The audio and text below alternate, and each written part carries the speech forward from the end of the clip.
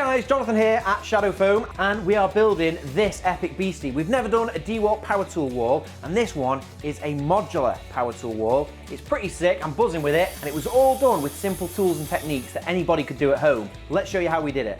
So these are all of the power tools that we've got. It's a pretty good range of DeWalt stuff. If you're site-based, you're using DeWalt tools and you're out and about, you might be familiar with a tough system, you might want to get all these organized in a mobile solution. But if you're in a workshop and you want everything dialed in and really visible, well, getting all of these in a power tool panel on the wall, it turns your power tools into a piece of art, which I love. Let me talk you through what we've got here then. So we've got an impact drill and a combi drill. This is a pretty good model. What model is this I've got here? It's a DCD 795. It's got the metal chuck. I'm really happy with all of my DeWalt tools, to be fair, and that is no exception. DeWalt torch, never really use it, but it's good to have one. The recip saw is a pretty new addition. I've not even used that yet, but it's something that I know I want in this power tool panel. We've got the multi-saw, got a planer. This is a new addition as well, an orbital sander. We've got the multi-tool, grinder, jigsaw. This is a bit of a beast. This is the DeWalt SDS drill. Model is the DCH 172. It's surprisingly small, and we've also got the heat gun, and I do love cordless heat guns. I think that is a bit of magic.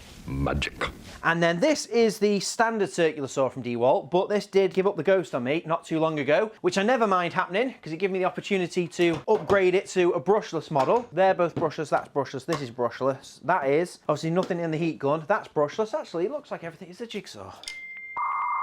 Oh, you're letting the side down. So the jigsaw's the only thing that's not brushless. That's brushless, that is, and that is, and that is. Oh, we might have to do something about this, Matty. No, we don't, John. But it's not seeing much use, that, so we're not changing it. We're sticking with it. So that's all the power tools. All I'm gonna need now is the materials to build this modular power tool frame. So for that, let's head to B&Q.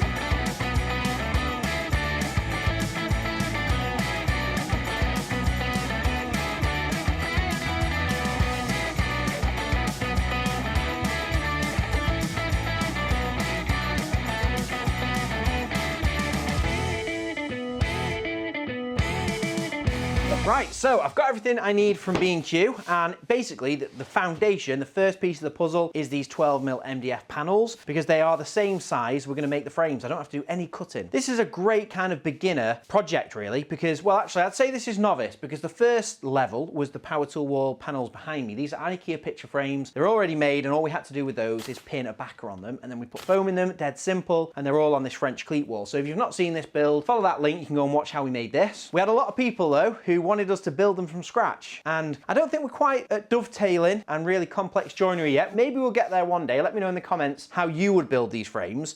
But for me, I'm going to try and keep it as simple as I can and keep it nice and quick, but also solid. So these are 1,220mm by 610. And basically, we're going to take this 18mm clear square-edged EGP. So that's like edge glued panels. These are pine 18mm. And we're basically going to cut these and make a lovely little frame around this. So out of 1 2-meter length, I'll be able to get a side and a bottom. So I need 2 of these, which I've already got. And I can cut 4 lengths out of these, 2 sides, 2 tops and bottoms, and then I'll just literally drill and screw either end, and then I'll screw the back on, and that way I can unscrew it in the future and take the foam out. So let's get that sorted.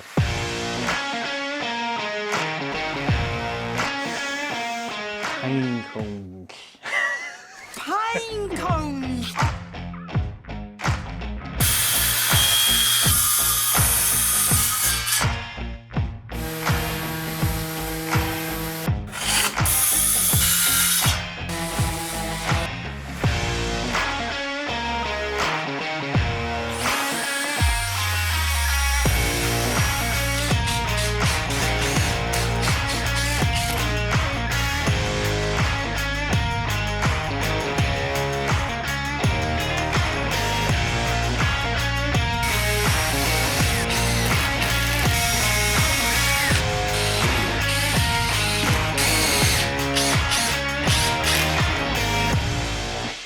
Right, so there we have it, that's all done. It was a really simple build, and in my opinion, there's a beauty in simplicity. I'd love to get the time one day to go and do all little dovetail joints, maybe some tenon joints or something, I don't know. You can let me know in the comments. But I've just gone for what you might call butt joints.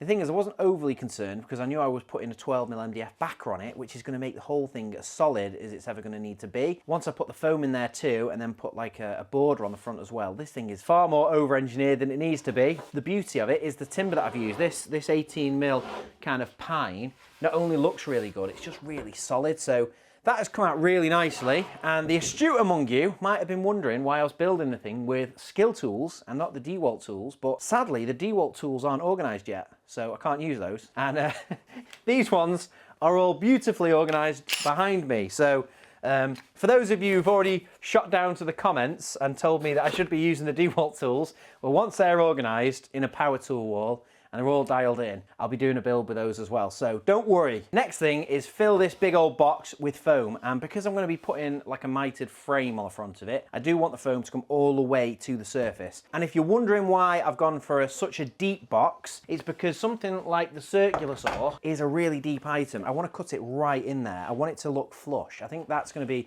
a really cool effect, to have all of these power tools literally flush to the surface. So never done a power tool wall like that before. Usually our panels are about 100mm deep maximum, and you'll see like with this skill circular saw behind me, it kind of pokes out the wall by about 100mm. So yeah, we need to fill it with foam. We've got 20 centimeters, 200mm of depth, so I'll have to go for like 4 50mm sheets. I could possibly get away with 2 70s and a 50, but I will have to go with one of our custom sizes. So it's 119 centimeters by 57. So I can go on the website shadowfoam.com, custom size page, plug in those numbers, and I can get sheets perfectly sized to fit this. So I'm going to need 3 or 4 sheets. We'll stack it to the top, and then we can start on the layout. So let's go and get some foam.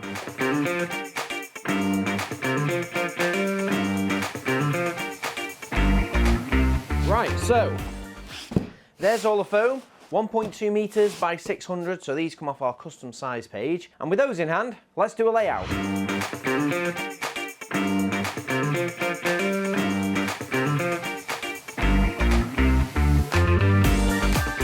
There we go, that is the layout completed. Took a bit of work, a bit of finessing, trying to get everything to fit on this one board, because it is tricky. You've kind of got to find the natural jigsawing of pieces. So this is a great example up here. You've got the line of the recip saw, which kind of naturally matches up with the line of the jigsaw, and then by finding that and putting those two together, you can save a lot more space. And then in this little gap here, we've got like the heat gun, which flows into it, and then we've created a corner, which then the SDS drill slots into. Then you're looking for the 4-block Tetris to just kind of like slot in there, which is quite cool. And then we've got, move that over a touch. I'm trying to leave, you know, minimum 10mm between items, but I'm looking for a balance really. This is a bit tricky. The circular saw is going to cut really deep into the foam, but that's why we've gone for such a deep panel. Obviously it's a tricky shape. So is this kind of multi-saw here, but the two kind of just about nest together. So we're only going to really know for sure when I start cutting items in, but I think we're pretty damn close with that. So with all that done, now it's time to cut the foam. And for cutting the foam, I'm just going to use one of our basic cutting kits. These come free with orders over 60 quid, and it's everything I'm going to need to get the job done. Main thing being anti-cut gloves. In the early days of shadow foam, when we didn't have anti-cut gloves, I used to nip myself with scalpels all the time, but these are a game changer. I've not cut myself in flipping years with these on, so make sure you wear the anti-cut gloves. Then all you need is your scalpel with a sharp blade on it, and then we're just going to cut around each and every item. And for this top layer 70mm, most of these items I'm going to be cutting all the way through the foam. A couple of the small ones, like the torch for example, I'll just cut all the way around it, peel back about 40mm worth of layers, and then that'll slot in. But you've seen it all before. High-speed time lapse.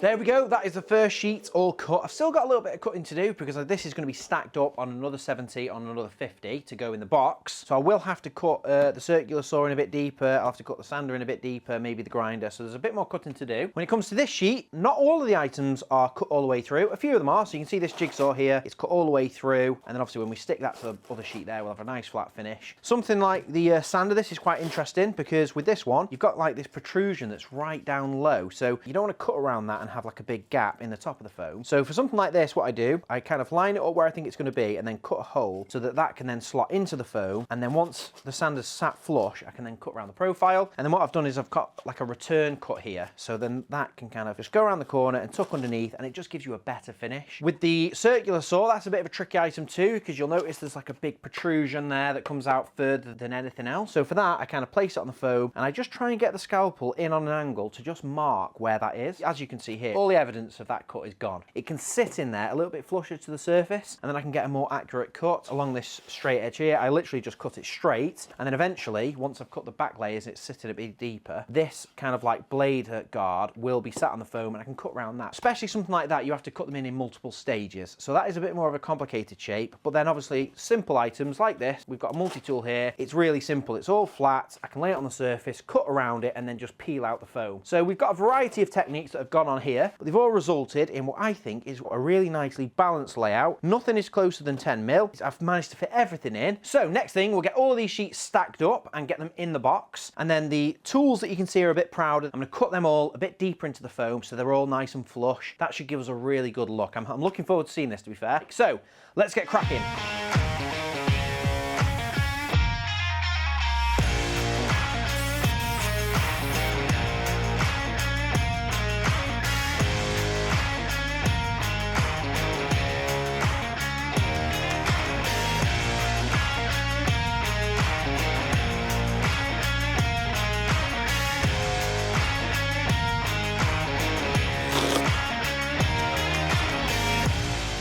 So there we go, all of the items that were kind of protruding a bit far, we've cut them down deeper. So the main ones really with the circular saw, the planer. I can't go too deep with the planer because the handle kind of stands out a lot further than the rest of it. So if I got the handle flush, the planer would be like lost inside a massive cavity, which would look a bit strange. So there is a bit of a balance to be had really. Most of these items are all flush to the surface. It should look really good when it's up on the wall. So I'm really happy with that. All we've got to do now is add some trim. So what I've gone for is this 25 mil kind of profile from B&Q, because essentially the wall's 18 mil. With this 25 mil here, it'll just overhang enough that the foam is never going to go anywhere. And if I do want to change the foam sheets out, the back panel is screwed on, so I can unscrew the back panel, push the foam through, replace it and go again. So it's a nice reusable system, but I didn't want to have a really wide bead. I originally bought 38 mil, I think it was, kind of profile. And the problem is I lost a bit too much of the real estate of the foam. All the way around, I'm losing, you know, a couple of % easy, and it made the layout really tricky. So I actually went back and bought this thinner profile, 25 mil, and that should be just the ticket. So you're gonna hate this, but I've only got a Makita pin nailer, so I'm gonna have to use this. So we've had a real mix of power tools used in this build. Let me know your allegiance. Is it DeWalt? Is it Milwaukee? Is it Skill? Is it Makita? My dad's a builder and he was a Makita man, so I kind of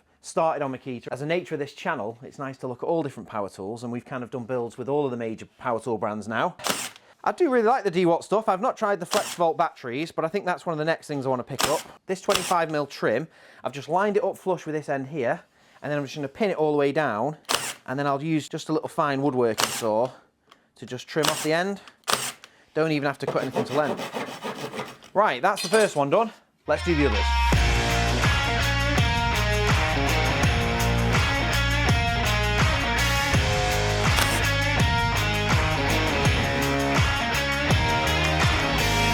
So that's all the trim on, looking good. I also went over it with a sander and kind of took any nibs off and just basically flushed up all of these joints here, so they're all nice and smooth, which is nice. Any sort of overhang, not that there was, I mean these little Japanese flush cut saws get a really close finish anyway, but with a sander it's now perfect and there's no chance of any splinters. So I'm really happy with that, because there's nothing that you couldn't do here with basic tools. I mean obviously I'm using the power tools, but in reality if you don't have a pin nailer you could have just used some little penny nails. We are going to be building more of these, and I think on the next one I might try and use pocket holes actually. One thing I have forgotten though is finger pulls. Some of these tools you can get out nice and easily, like the planer, because you can just grab the handle. But there's a couple of these that you'll never get out without finger pulls. This drill, for example, really tricky without some finger pulls. So for that, I'm just going to use one of our stencils. So we have stencil sets available, 3 different sizes. I'm just going to use the large circle one. So this is 36mm up to 50mm. And basically I'm going to probably go for about 44, 46mm semicircle on the trigger of all of these items that are going to be a tricky one to get out. Once I've done that, that will be a finished build. So let's get that sorted.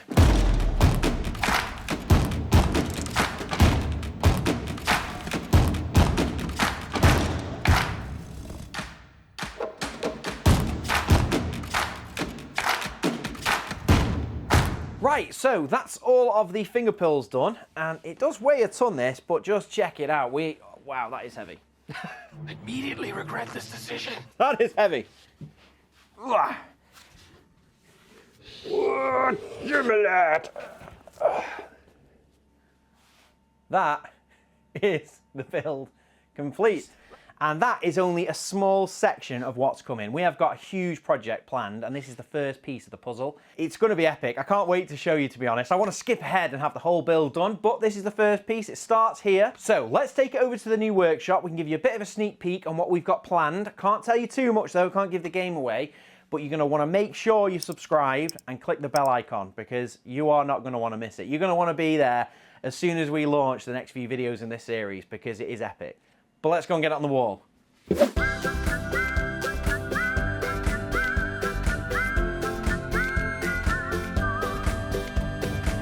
there we go, it's in spot. It weighs a flipping ton, but we've brought it over. As you can see, the walls are bare. It's crying out for something else, and that is the teaser. Hopefully you can guess what's coming. Something big, something amazing. I can't wait to build the rest of these panels. And let me know, if you're not a DeWalt guy, what power tool brand do you use? I love talking all things tools down in the comments. I read all the comments and I do reply to all of them as well. So let me know, what's your brand of choice, and I'm off to build the next frame. So I'll see you in the next one.